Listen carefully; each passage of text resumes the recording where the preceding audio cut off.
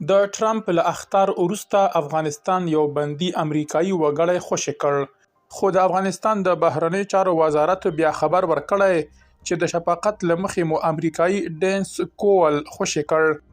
بشپړ جزئیات په ویډیو کې تر پایه وګورئ. پاتمنو لیدونکو ستړي مه شئ.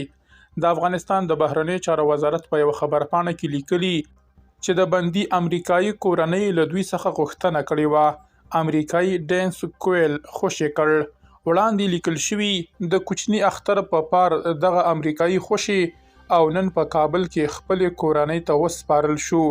هغه د افغانستان له ناپیژا قوانینو د سرغړونې له امله نیول شوی و. سترې محکمې مخکنی حبس کافي وباله او خوشي شو.